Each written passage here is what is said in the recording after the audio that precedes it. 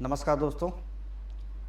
आज की क्लास में मैं आपको GOA के जो प्रीवियस क्लास में मैंने आपको बताया था, उस क्लास से मैं आगे बढ़कर आपको इसके फर्दर जो स्ट्रक्चर्स के जो पार्ट है, GOA मॉड्यूल्स के जो पार्ट है, उसके बारे में आपको डिस्क्राइब करूँगा। और आज के क्लास में मेरी कोशिश रहेगी कि मैं एटलीस्ट STB मॉड्यूल जो GOA के अंदर है उसको मैं फिनिश करूँ। बट इस क्लास को देखने के पहले आप प्रीवियस वीडियो ज़रूर देखिए, जिसका लिंक मेरे डिस्क्रिप्शन बॉक्स में मैंने डाल दिया है। आप ये सारी वीडियो सीक्वेंशियल है, कोई भी वीडियो को आप जंप करके मत देखिए, क्योंकि जो चीज़ मैंने प्रीवियस वीडियो में बताया है उसी के ऊपर बिल्ड ऑन होकर मैं नेक्स्ट वीडियो में मैं इस चीज़ को यूज़ कर रहा हूँ। ठीक है, तो एक सीरीज ऑफ क्लास होने वाली है, और जैसे जैसे मुझे टाइम मिलता है मैं वीडियोस को रिकॉर्ड कर रहा हूँ। तो चालू करते हैं हम लोग क्लास के लिए। ठीक है, प्रीवियस क्लास को मैं एक बार बहुत ही ब्रीफली फिर से इसमें रिवाइज कर देता हूँ कि क्या क्या मैंने कॉन्सेप्ट उसमें डिस्कस किया था। तो देखिए, GOA के बारे में मैंने आपको बताया था कि इस तरह से GOA का सर्किट बना होता है। ठीक है, और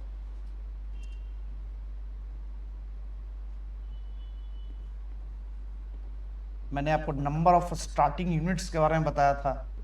नंबर ऑफ स्टार्टिंग यूनिट्स, ठीक है, ये 8 क्लॉक मैंने एक रेफरेंस पैनल का डायग्राम लिया था, और इससे मिलता जुलता पैनल अगर आपको स्टडी करना है तो आजकल के मार्केट में D07 पैनल, एक D07 पैनल है जो सैमसंग के टीवी में लग के आता है। उस पैनल को रेफरेंस को यूज़ करते हुए मैं सारे कॉन्सेप्ट को बता रहा हूँ। वैसे तो ये जनरल कॉन्सेप्ट है, किसी भी पैनल में आप यूज कर सकते हैं। ठीक है, बट इसको आप उससे एक क्लोजली रिजेंबल करेगा। ठीक है, 1 2 3 8 क्लॉक है और एक STB है आपका।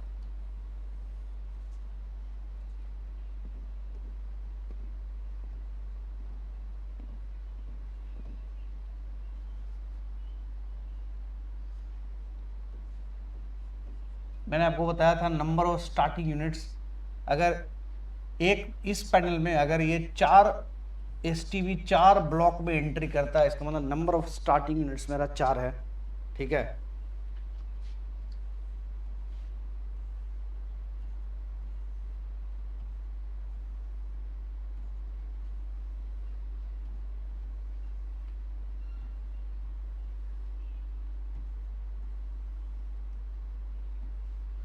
ये कैसे रन करता है मैं आपको एक बार फिर से बताता हूँ। ये कैसे रन करता है, देखिए 3 मेजर सिग्नल्स आपके GOA में होते हैं। 3 मेजर सिग्नल्स, एक है STB, दूसरा है CKV और तीसरा है रीसेट। मैंने प्रीवियस क्लास में आपको STB सिग्नल के बारे में बताया था। STB सिग्नल का जो पल्स जो डायग्राम है, जो आप अगर ऑसिलोस्कोप में इसको देखते हैं तो ये कुछ इस तरह से मिलेगा आपको। ये VGH वोल्टेज होता है, और ये जो आप 2 पल्स के बीच में जो टाइम डिफरेंस है, वो टाइम डिफरेंस क्या होता है, वो फ्रेम फ्रीक्वेंसी होती है। देखिए, पैनल नॉर्मली 3 तरह के पैनल हैं, 60 हर्ट्ज, 120 हर्ट्ज, 240 हर्ट्ज।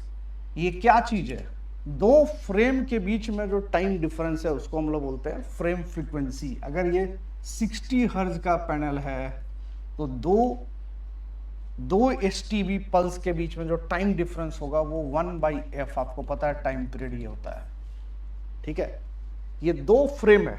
देखिए, जो पैनल पर कोई भी आप वीडियो या पिक्चर बनता है, आपको पता है ये फ्रेम बाय फ्रेम जा रहा है। ठीक है, आपको फ्रेम बाय फ्रेम जाना है। एक फ्रेम के स्टार्टिंग को स्टार्ट करने के लिए STB सिग्नल होता है, स्टार्ट वर्टिकल, मतलब वो फ्रेम चालू होना है। दूसरे फ्रेम, एक फ्रेम में एक STB मिलेगा। ठीक है, दूसरा फ्रेम चालू होगा, फिर दूसरा STB मिलेगा।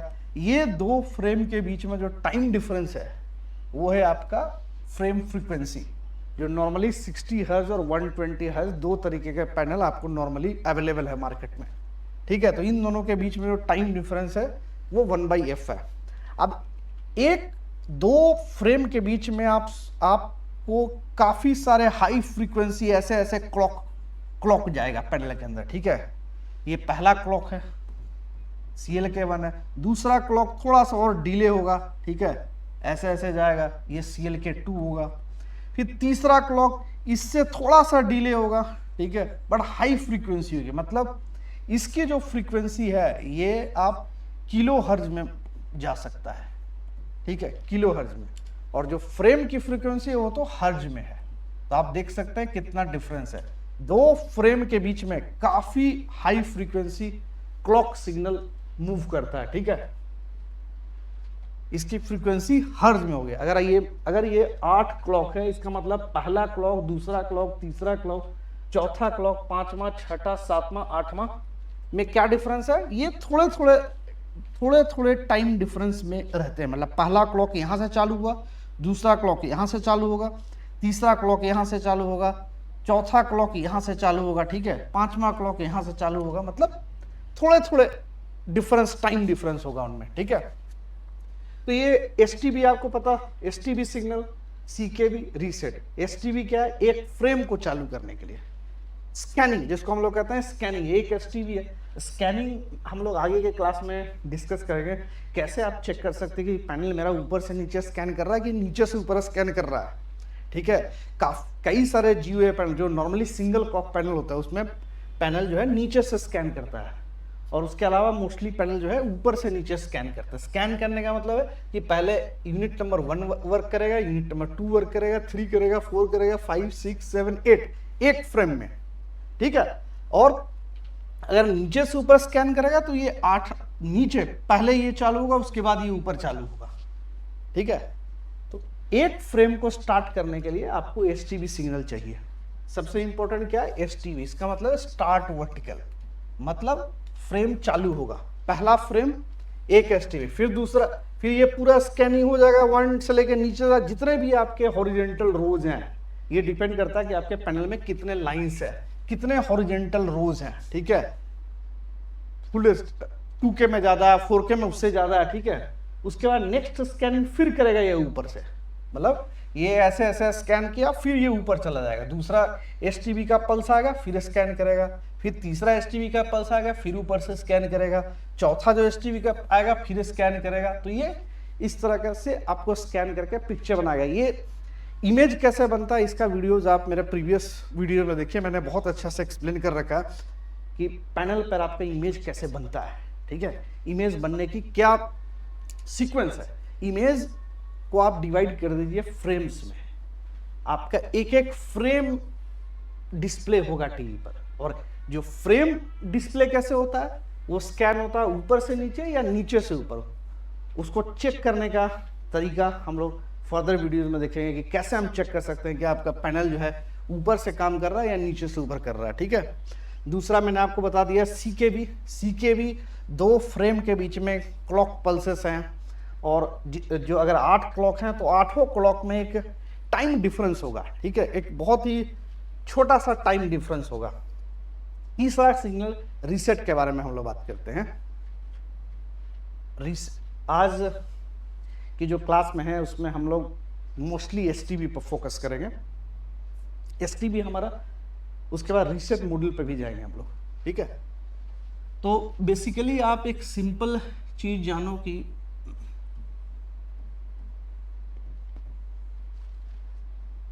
1, 2, 3, 4, 5 हमारा नंबर ऑफ स्टार्टिंग यूनिट्स मैंने एज्यूम किया है कि इस पैनल में 4 है। स्टार्टिंग यूनिट्स मैंने आपको बताया था प्रीवियस क्लास, स्टार्टिंग यूनिट्स का मतलब है कि शुरू के 1, 2, 3, 4 में STB डायरेक्टली कनेक्टेड होगा, ठीक है, ऐसे डायरेक्टली कनेक्टेड होगा। अब एक नंबर को STB मिल गया, अब इसको पहला क्लॉक भी मिल गया, ठीक है। अब मैंने आपको क्या बताया था, ये पूरे GUA सर्किट को आप एक मॉसफेट की तरह रिप्रेजेंट कर सकते हो, जिसका गेट आप समझो STB है, ड्रेन आप समझो CKB है, ठीक है, और सोर्स आपका पिक्सल के गेट पर उतर जाएगा। ये जो है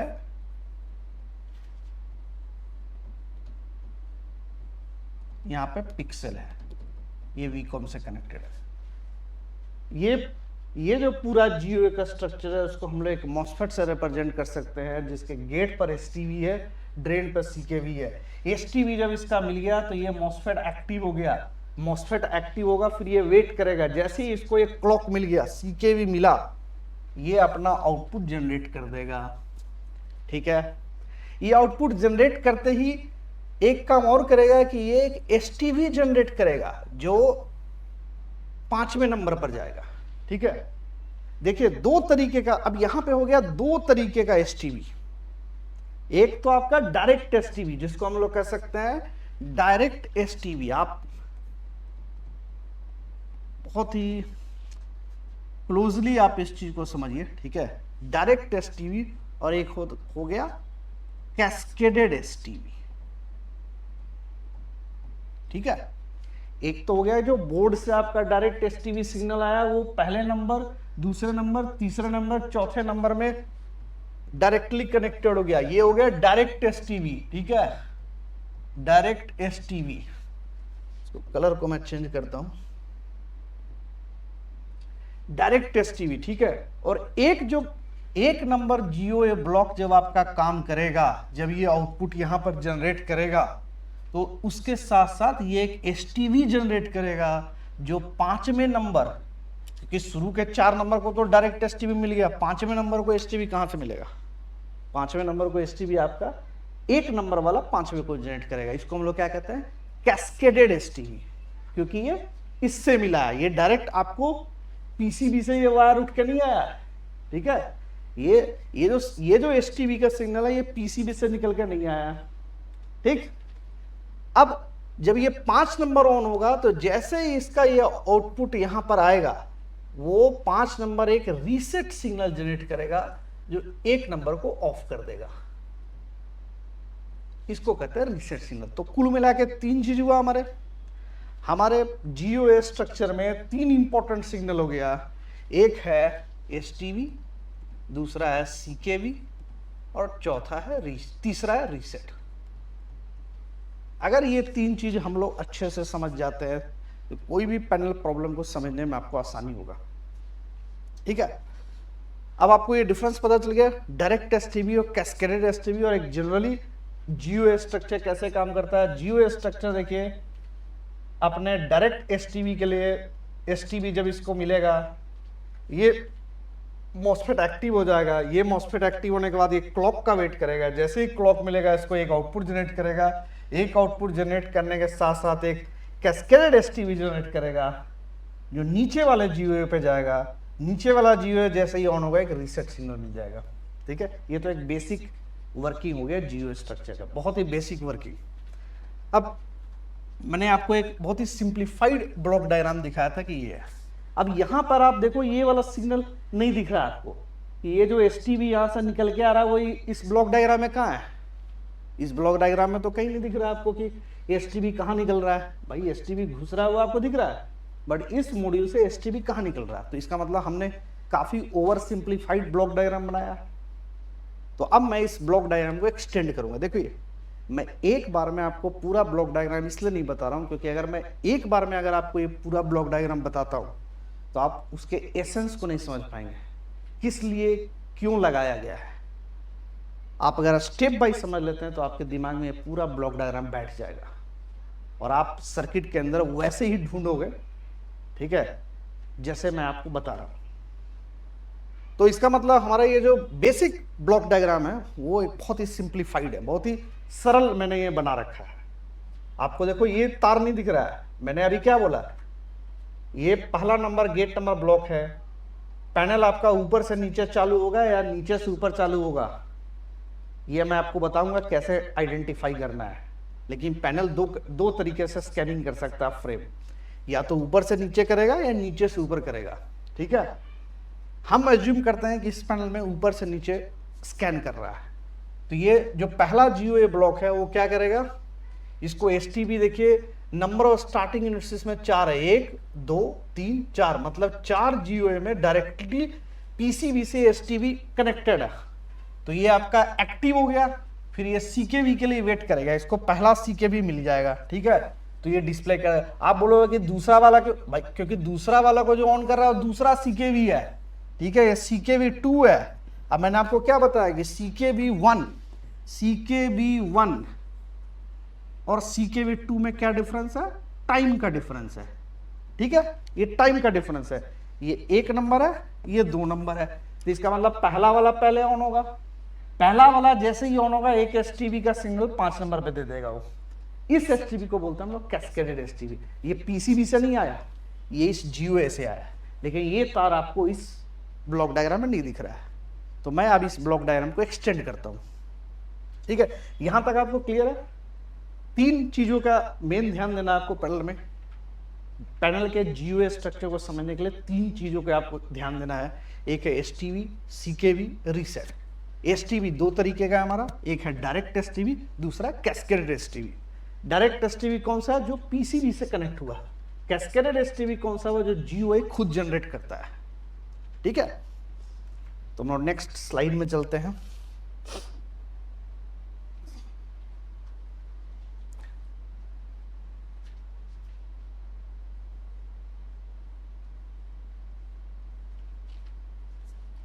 अब देखिए इस ब्लॉक डायग्राम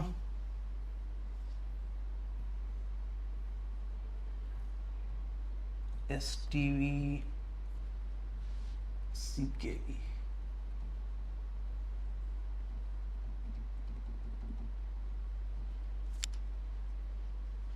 अब मैं ये एज्यूम करता हूं कि ये ब्लॉक डायग्राम जो मेरा है वो बीच में किसी GUA ब्लॉक का, पहले का नहीं। मैं एज्यूम करता हूं 1 नंबर 2 3 4 5, मैं ये एज्यूम करता हूं कि ये तीसरे नंबर GUA का ब्लॉक डायग्राम है, ठीक है। अब आप ये देखो तीसरे नंबर GUA का ये ब्लॉक डायग्राम मैंने इसको माना, तीसरे नंबर का। अब इसमें क्या होगा कि STB, मैं क्या बोल रहा हूं कि STB इसको सॉरी 1 मिनट, ये तीसरा नंबर से नहीं, क्योंकि इसमें नंबर और स्टार्टिंग यूनिट तो आपका 4 ऑलरेडी है ही, तो ये तो STB डायरेक्ट PCB से मिल जाएगा। मैं 4 के बाद वाला को मानता हूं, ठीक है, मैं 4 के बाद वाला को मानता हूं। मैं अज्यूम करता हूं कि ये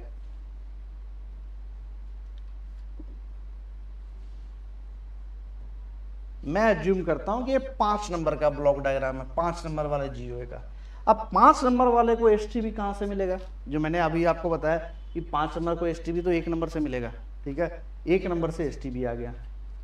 अब मान लीजिए कि जो 1 नंबर का जो GUA है ये आउटपुट जनरेट कर रहा है पिक्सल में, यहां पे कोई सॉर्टिंग हो गया तो फिर ये सॉर्टिंग यहां भी आ जाएगा आपका, इसलिए STB डायरेक्ट कनेक्टेड नहीं होता है।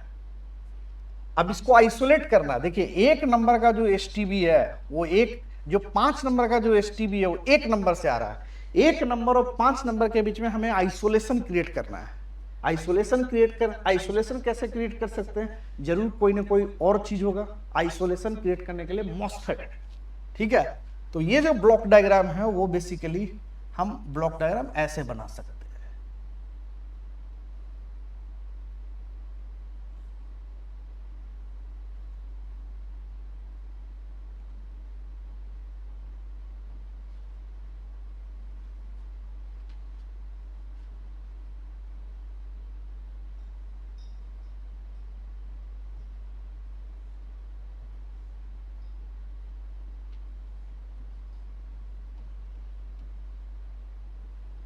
अब यहां पे देखिए ये जो STB है, अभी ये जो STB है वो 1 नंबर से आ रहा है। अब 1 नंबर के पिक्सल में अगर कोई सॉर्टिंग हो जाएगा तो ये 5 नंबर पे भी डिफरेंस आ जाएगा ना, अगर मैं ये ब्लॉक डायग्राम एज्यूम करता था, क्योंकि डायरेक्टली कनेक्टेड था। उस प्रॉब्लम को सिंप्लीफाई करने के लिए हमने एक और मॉसफेट क्रिएट कर दिया, आइसोलेशन मॉसफेट, ठीक है। इस मॉसफेट का क्या काम है, ये जो STB है उसको, ये जो STB आ रहा है उसके इसके आउटपुट से बिल्कुल अलग कर दिया। सॉर्टिंग, अगर उसके पिक्सल में सॉर्टिंग है तो इसको हमने आइसोलेट कर दिया। इस मॉसफेट को हम लोग बोलते हैं, अच्छा यहां पे क्या चीज आएगा, गेट पे तो मैंने आपको बता दिया कि STB होगा। अब यहां पे 3 चीजें हो सकती है, अलग अलग पैनल में अलग अलग चीजें यहां पे हो सकती है। या तो यहां पर डायरेक्टली एसटीबी आएगा, या यहाँ पे वीजीएच हो सकता है, या यहाँ पर ये जो जीएन जो आउटपुट है वो आ सकता है। ठीक है, ये पॉइंट जो है, ये जो पॉइंट है, ये जो पॉइंट है, यहाँ पे तीन चीजें हो सकती है। या तो डायरेक्टली एसटीबी आ जाएगा, ठीक है, ये एसटीबी हो जाएगा और ये ऐसे कनेक्टेड रहेगा, तब भी ये मॉसफेट एक्टिव हो जाएगा आपका। क्योंकि देखो एसटीबी का क्या होता है, हाई पल्स क्या होता है, वीजीएच होता है। वीजीएच आएगा, इसके गेट पे वीजीएच आएगा, ये मॉसफेट खुल जाएगा, यहाँ पे एसटीबी आ जाएगा। ठीक है, या वीजीएच हो सकता है, वीजीएच का ही वोल्टेज आपको पता है हाई होता है, जो एसटीबी का वोल्टेज चाहिए वही वोल्टेज होता है। तो यहाँ पे अगर वीजीएच आएगा, जैसे ही एसटीबी आएगा, वीजीएच यहाँ उतर जाएगा, वीजीएच उतर जाएगा तो सीके भी आपका गेट पर चला जाएगा। ठीक है, तो इस पॉइंट पे तीन चीजें हो सकती है, या तो एसटीबी होगा, या तो वीजीएच होगा, या गेट का आउटपुट, प्रीवियस गेट का आउटपुट, जो इसके ऊपर जो पिक्सल का जो जीओ सर्किट है वो हो सकता है। ठीक है, इस मॉसफेट का दो काम हो गया ना इस मॉसफेट का। देखिए, एक तो ये आइसोलेट कर रहा है, ये जो एसटीबी है इसको प्रीवियस आउटपुट से आइसोलेट कर दे रहा है। ठीक है, और हमारे प्रीवियस डायग्राम में कहीं नहीं दिख रहा है कि एसटीबी कैसे आएगा। ठीक है, तो यहां पे दो चीजें, इसका मेन रोल जो है वो है आइसोलेट करना, ये एसटीबी को आउटपुट से आइसोलेट करना, प्रीवियस पिक्सल के आउटपुट से आइसोलेट करना। ये तो हो गया इस पिक्सल का आउटपुट। इसी तरह डायग्राम एक ऊपर जीओए का होगा, उसका जो गेट का जो आउटपुट होगा उसको आइसोलेट करना इस जीओए से, इसलिए हम लोग एक मॉसफेट लगा देते हैं। इस मॉसफेट को हम लोग बोलते हैं इनपुट मॉड्यूल। ये हर पैनल में आपको मिलेगा, किसी भी पैनल में आपको आइडेंटिफाई करना इनपुट मॉड्यूल, मतलब यहां पे एसटीबी एंट्री कर रहा है। ये देखिए, इस मॉसफेट में एसटीबी एंट्री कर रहा है, इसलिए इस मॉसफेट को हम लोग बोलते हैं इनपुट मॉड्यूल। ठीक है, अब ये तो हो गया इनपुट मॉड्यूल। अब मैंने क्या बोला, हर जीओए, अभी बताया आपको कि हर जीओए से एक एसटीबी निकलना भी चाहिए जो उसके नीचे वाला ब्लॉक में जाना चाहिए। तो एक आप वो कैसे निकलेगा, उसके लिए एक और मॉसफेट होता है। ठीक है, उसको आप ऐसे समझ सकते हैं,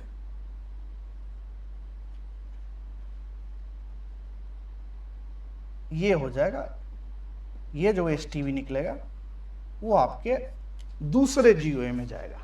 ये मॉसफेट को हम लोग बोलते हैं आउटपुट मॉड्यूल।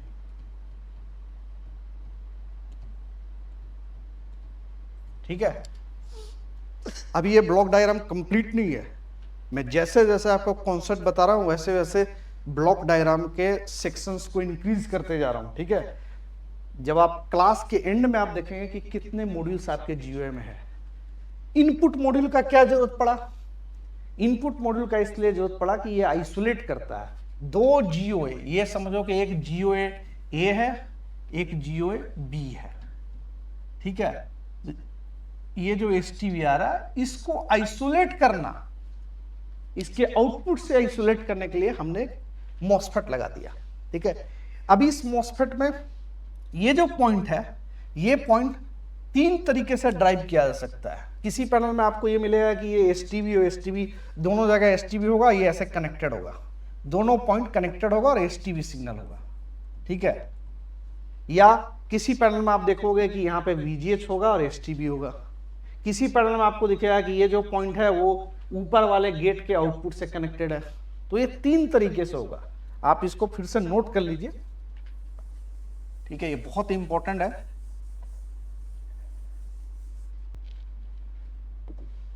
इसका मतलब है हमारा जो ब्लॉक डायग्राम है वो अब एक्सटेंड हो गया और ब्लॉक डायग्राम आपका कुछ इस तरह से बन गया। ठीक है, ये जो सिग्नल है किसी पैनल में आपको दिखेगा ये एसटीबी, ये भी है, एसटीबी से ये भी कनेक्टेड है। ठीक है, और ये आया और ये आपका सीके भी है और ये पिक्सल में चला गया। ठीक है, इसको मैं मिटा देता हूं एक बार।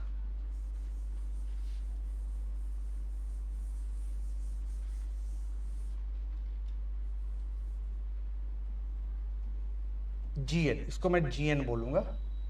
ठीक है, और एक और मॉड्यूल होगा जिसका गेट तो यहां से कनेक्टेड होगा, इसका ड्रेन CKVC होता है, ये STB आउट होगा।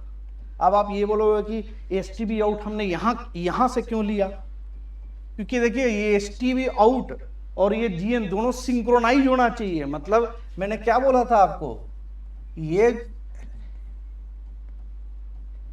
जैसे ही आउटपुट जनरेट करता है एक STB 5M नंबर ब्लॉक को देगा। मतलब इस GOA का आउटपुट GN और STB आउट दोनों सिंक्रोनाइज होगा। वो सिंक्रोनाइज कैसे हो सकता है, क्लॉक से। देखिए जैसे ही क्लॉक आ गया इसको GN मिल जाएगा, जैसे ही क्लॉक आ गया इसको STB मिल जाएगा। ठीक है, STB आपको, क्लॉक भी आपको पता है, क्लॉक का हाई वोल्टेज VGH होता है और STB का भी हाई वोल्टेज VGH होता है।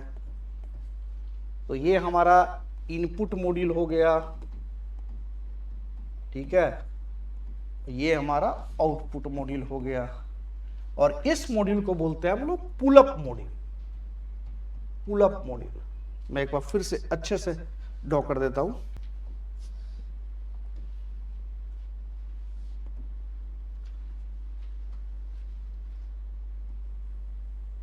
हमारा ब्लॉक डायग्राम, अब हम लोगों ने जो एक्सटेंडेड ब्लॉक डायग्राम जो हम लोगों ने बनाया वो है STB,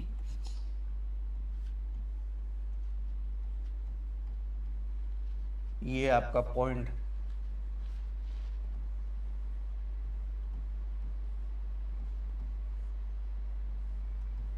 CKV है, ये GN आउटपुट दे रहा है। ठीक है, और एक और आपका MOSFET है,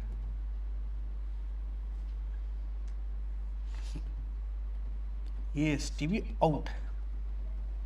अब इस MOSFET को क्या बोलते हैं हम लोग, क्या बोलेंगे, ये इनपुट मॉड्यूल है। यहां पे STB GOA के अंदर घुस रहा है, यहां से STB निकल रहा है, इसका मतलब ये आउटपुट मॉड्यूल हो गया। और इसको बोलते हैं pull up module. Pull up module क्यों, क्योंकि ये देखिए ये पिक्सल को पुल अप कर रहा है, पिक्सल को ये ऑन कर रहा है, इसलिए इस मॉड्यूल को हम लोग बोल देंगे पुल अप मॉड्यूल। अब यहां पर आप ध्यान दीजिए, फिर से मैंने क्या बोला था आपको, GOA को समझने के लिए आपको उसके टर्मिनल को आइडेंटिफाई करना बहुत जरूरी है। ये ड्रेन है, ये गेट है, ये सोर्स है, ये गेट है, ड्रेन है, सोर्स है, गेट है, ड्रेन है, सोर्स है। ठीक है, इनपुट मॉड्यूल पैनल में आइडेंटिफाई करने के लिए क्या करेंगे आप वहां देखेंगे जहां पे STB ड्रेन और गेट दोनों पर जा रहा है, तो आपको वो मॉड्यूल इनपुट मॉड्यूल दिखेगा। ठीक है, उसी तरह आप इसको आइडेंटिफाई कर सकते हैं। इस ब्लॉक डायग्राम से आप किसी भी पैनल के MOSFET को आइडेंटिफाई कर सकते हैं। ठीक है, अभी तो मैं आपको इस क्लास में मेरा जो मोटिव था वो इनपुट मॉड्यूल और आउटपुट मॉड्यूल समझाना था। इसके बाद हम नेक्स्ट मॉड्यूल जाएंगे, इस मॉड्यूल को हम लोग बोलते हैं पुल अप मॉड्यूल। ये पिक्सल को पुल अप कर रहा है। ठीक है, अब मैं थोड़ा सा STB को कैसे चेंज करते हैं उसके बारे में बस थ्योरी में बताता हूँ आपको, क्योंकि STB को चेंज करने समझाना जो है वो प्रैक्टिकली समझाया जा सकता है। ठीक है, लेकिन बहुत लोग ऑलरेडी एक्चुअली पैनल को रिपेयर करते हैं, STB चेंज करते हैं, बट कई लोग का ये सवाल होता है कि LG में सर STB हम लोग चेंज करते हैं, वर्क नहीं करता, कलर चेंज हो जाता है। ठीक है, या STB चेंज करने का बेसिक क्या कॉन्सेप्ट होना चाहिए, तो मैं बस ब्रीफली थ्योरी में उसको एक्सप्लेन करता हूँ। मेरा जो मेन मोटिव इस क्लास का है, इस क्लास का मोटिव है कि आप इनपुट मॉड्यूल, आउटपुट मॉड्यूल और पुल अप मॉड्यूल को समझिए और आइडेंटिफाई करिए। आप पैनल को लेंस से देखिए और आइडेंटिफाई कीजिए आपका इनपुट मॉड्यूल कौन सा है, आउटपुट मॉड्यूल कौन सा है, पुल अप मॉड्यूल कौन सा है। ठीक है, इनपुट मॉड्यूल का क्या रोल है, इनपुट मॉड्यूल का रोल ये है कि ये जो STB है इसको आइसोलेट करता है दूसरे GOA के आउटपुट से। ठीक है, इसलिए यहाँ पे MOSFET लगा होता है।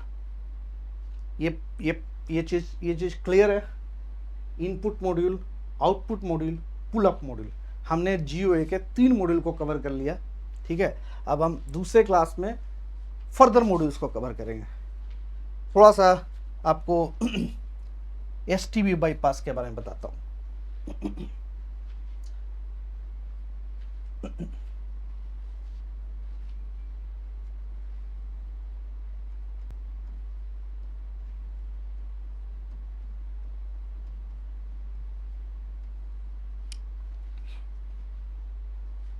पैनल आपको पता है डबल ड्रिवन होता है, दोनों तरफ से ड्राइव होता है पैनल, लेफ्ट साइड और राइट साइड दोनों साइड से, ठीक है।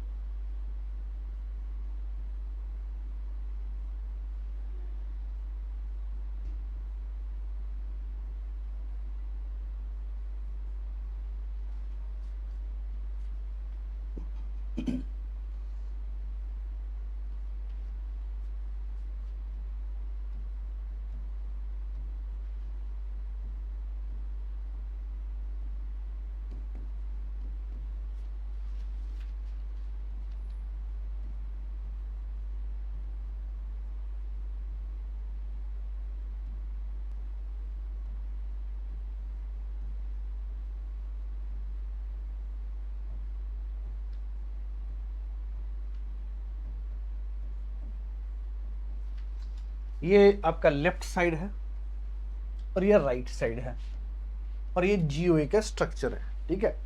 अब इसमें मैं जूम कर लेता हूँ 8 o'clock।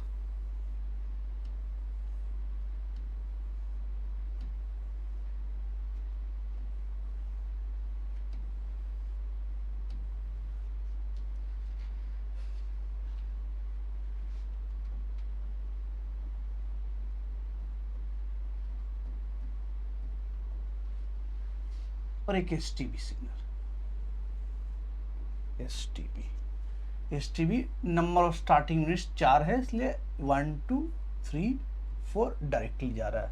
एक नंबर का जो क्लॉक है वो एक नंबर CKV से, दूसरा नंबर का क्लॉक दूसरे से, तीसरा नंबर का क्लॉक तीसरे से, चौथा, पांचवा, छठा, सातवां, 8 और ये 9 वाला वापस यहाँ आ गया। अभी सवाल ये उठता है कि हम STB चेंज कैसे क्यों करते हैं।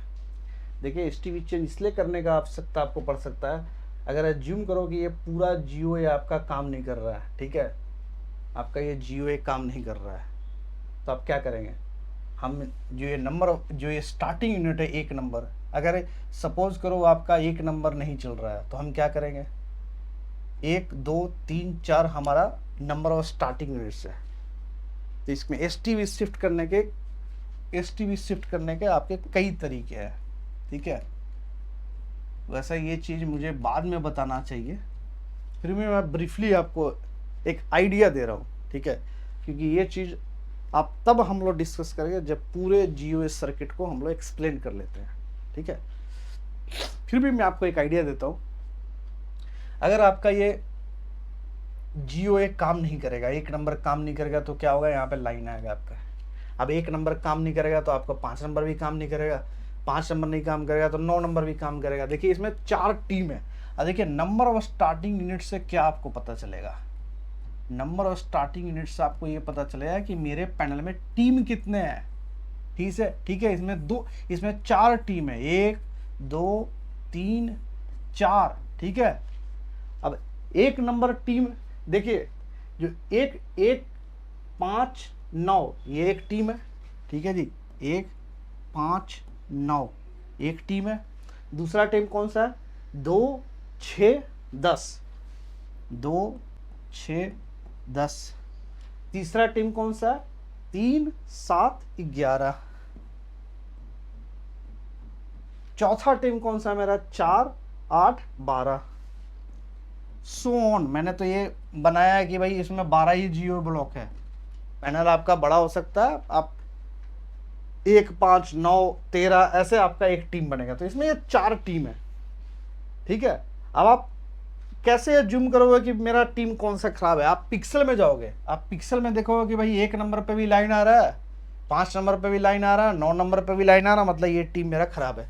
अब इस टीम को देखिए 1 5 9 को कौन से क्लॉक चला रहा है, एक देखिए 1 नंबर को आपको CKV 1 चलाया, 5 नंबर को 8 नंबर वाला CKV चलाया, ठीक है, तो इस टीम को चलाने वाला जो क्लॉक है वो 1 और 8 है। ठीक है, 1 नंबर और 8 नंबर। इसी तरह 2 को आप 2 को देखोगे, 2 को चलाने वाला 2 है और 6 को चलाने वाला आपका 6 नंबर क्लॉक है, 2 और 6 है। इस तरीके से आप प्रॉब्लम को तोड़ सकते हैं। अगर आपका कोई एक टीम में प्रॉब्लम आ रहा तो आप 1 नंबर और 8 नंबर क्लॉक देखोगे कि कहीं कोई दिक्कत तो नहीं है 1 नंबर और 8 नंबर क्लॉक में। इस तरीके से आपको एक आइडिया मिलेगा। ठीक है, प्रॉब्लम्स को हमेशा टुकड़ों में बांटना चाहिए।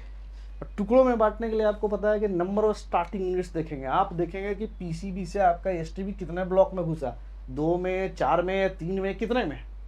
ठीक है, अगर ये 4 में घुसा है तो इसका मतलब ये 4 टीम में डिवाइडेड है, 2 में घुसा मतलब 2 टीम में डिवाइडेड है। इस तरीके से हम लोग प्रॉब्लम को तोड़ेंगे। ठीक है, और अभी मैं क्लास को यहीं पर एंड करता हूँ। ठीक है, मुझे एक बहुत ज़रूरी काम आ गया, तो हम नेक्स्ट क्लास पे एसटीबी शिफ्टिंग